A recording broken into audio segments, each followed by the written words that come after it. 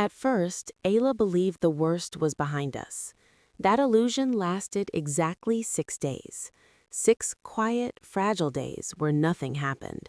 No messages, no photographs, no sightings of Ryan, no presence of Mariam. Calm can feel like mercy when you've been drowning, but calm is often just distance between waves. It was raining the night everything changed again. Ayla stood in my kitchen watching water trace paths down the glass. Her reflection blurred, fragmented. She looked tired, not physically, existentially. "I had a dream," she said softly. I looked up. "What kind?"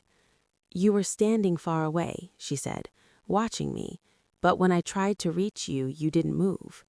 Dreams expose what waking minds suppress. "And how did it end?" I asked. She hesitated. "I stopped trying to reach you." Silence settled between us. Not hostile, not peaceful, just present. Ryan disappeared the next morning. Not metaphorically, literally. He didn't answer calls, didn't show up at his apartment, didn't respond to a sister. Mariam filed a missing person report within hours. She moved quickly, too quickly, like someone anticipating the need. Police came to question Ayla first, not because she was a suspect, because she was a connection. "When did you last see him?" the officer asked. Her voice stayed steady. "About 2 weeks ago." "Any recent contact?" "No." Truth, partial truth, the safest kind. They asked about me next. Her body tensed slightly. "Do you believe he's dangerous?" the officer asked carefully. She paused. People always pause when truth has consequences. "I don't know," she said. And that was the first fracture.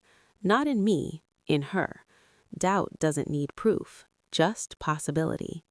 Mariam came to see Ayla that same night. Not angry, not emotional, controlled. That frightened Ayla more than rage ever had. "I warned you," Mariam said calmly, standing in the doorway. "I don't know where he is," Ayla replied.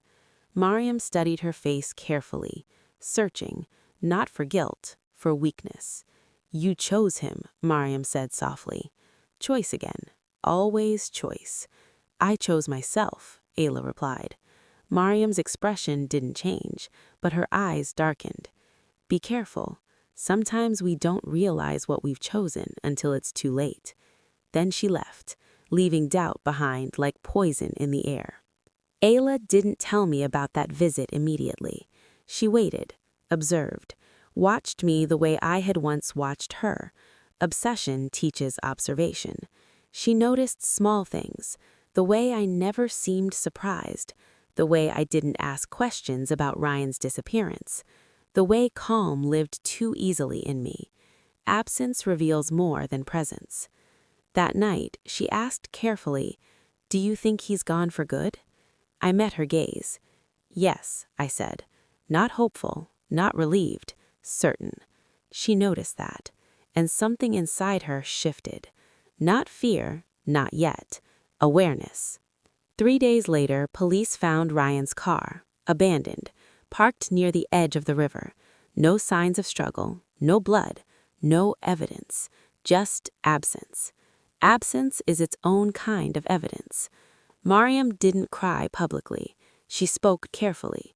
"He was under pressure," she told investigators, "emotionally unstable." Narrative. Always narrative. She didn't accuse me directly. Not yet. She was waiting, building, ensuring inevitability. That night, Ayla couldn't sleep. She lay beside me pretending rest, but her breathing betrayed her. Fear changes breathing first, then thought, then love. She slipped out of bed quietly, moved through the apartment carefully, toward my desk, toward the drawer I never opened in front of her. Not locked, just private. Privacy invites curiosity. Curiosity reveals truth. She opened it slowly. Inside were photographs, not of her sleeping, not vulnerable, observed. Walking to work weeks before we met, standing at the cafe window before I ever entered, existing before I existed in her life, documented. Her hands trembled. She flipped through them faster now, dates written carefully on the back, older than she expected, older than possible, older than honest. Her breathing changed, sharp, uncontrolled. Behind her, I spoke quietly.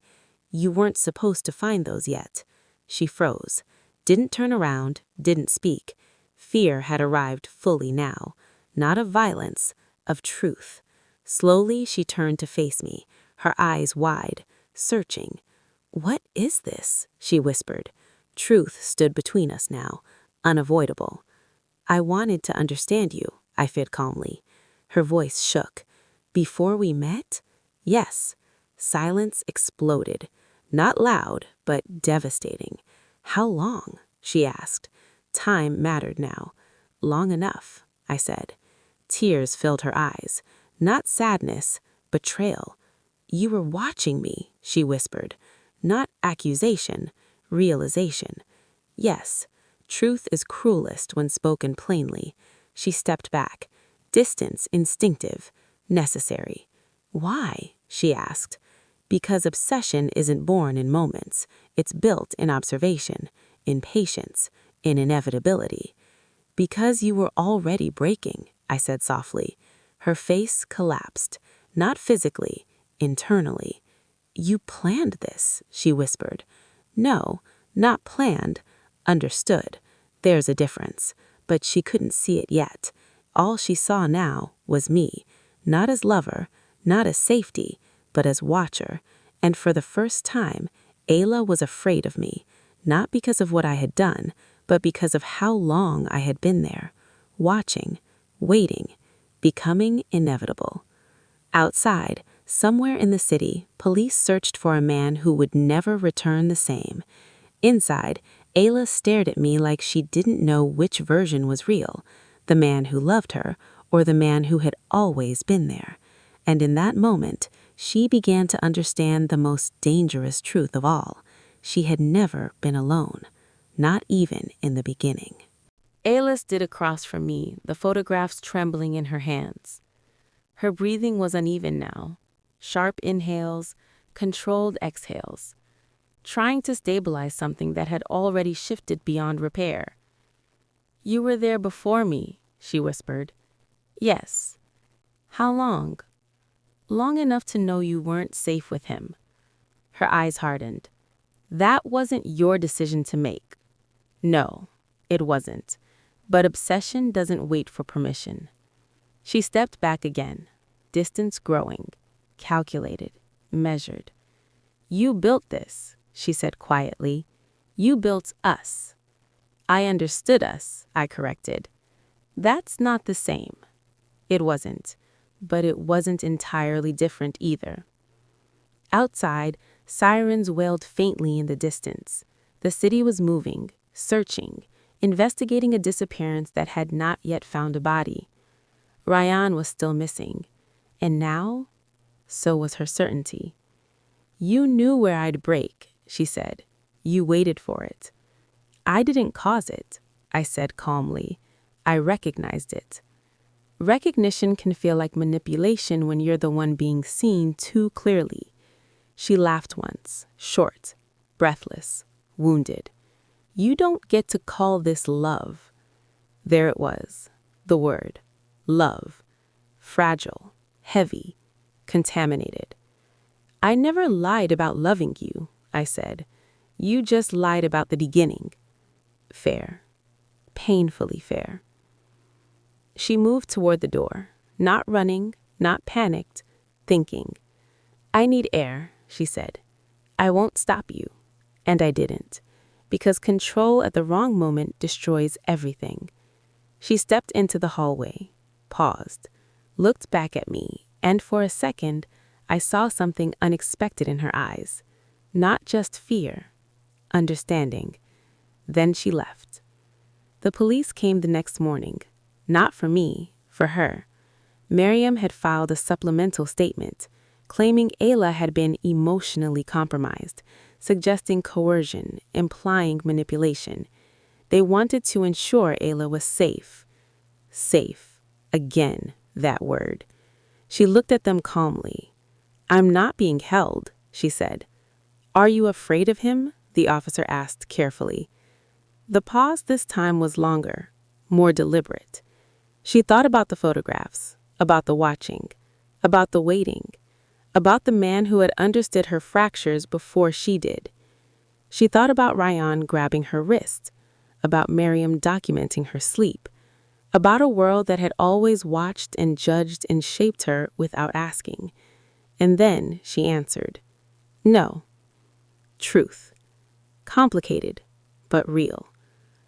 Ryan's body was found 2 days later, not in the river, not dramatic, in a motel outside the city. Alive, drugged, disoriented. He had left on his own, driven out in a rage, stayed somewhere he shouldn't have, fallen into something chemical and reckless. There was no abduction, no assault, no mastermind, just a man who couldn't survive losing control. The narrative Miriam built collapsed instantly. Her calm cracked, her precision failed, because control only works when events cooperate, and this time, they didn't.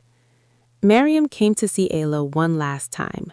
No performance, no witnesses, just raw hostility beneath restraint. "You destroyed him," she said. "No," Ayla replied evenly. "He destroyed himself." Miriam's eyes shifted then, to something colder. "And him?" she asked quietly. "The man you chose?" Ayla didn't answer immediately, because now, the choice was real. Miriam leaned closer. "He was watching you before you knew he existed." "I know," Ayla said. Miriam blinked. "You stayed?" "Yes." Silence. Heavy. Confusing. "Aren't you afraid?" Miriam asked. Ayla exhaled slowly. "I was always being watched. By my parents, by Ryan, by you." She held Miriam's gaze steadily. "At least he never pretended he didn't see me." That was the difference. Obsession can feel terrifying, but invisibility is worse. Miriam stepped back slowly. For the first time, she didn't have an answer. That night, Ayla returned to my apartment. Not quietly, not uncertainly. She entered like someone making a decision. Final. "You followed me before we met." "Yes." "You studied me." "Yes." "You knew how I'd fall." "Yes." Each answer landed between us like a brick. Then she stepped closer. "And now?" she asked softly. "Do you still understand me?" Obsession is built on certainty. Love survives on humility. I looked at her carefully. "No," I said. That surprised her. "I don't understand you anymore," I continued, "because you're not breaking now." She searched my face, for manipulation, for calculation, for the watcher. Instead, she found something else. Vulnerability. Because the truth is, obsession begins in control, but it ends in surrender. She reached out, placed her hand against my chest.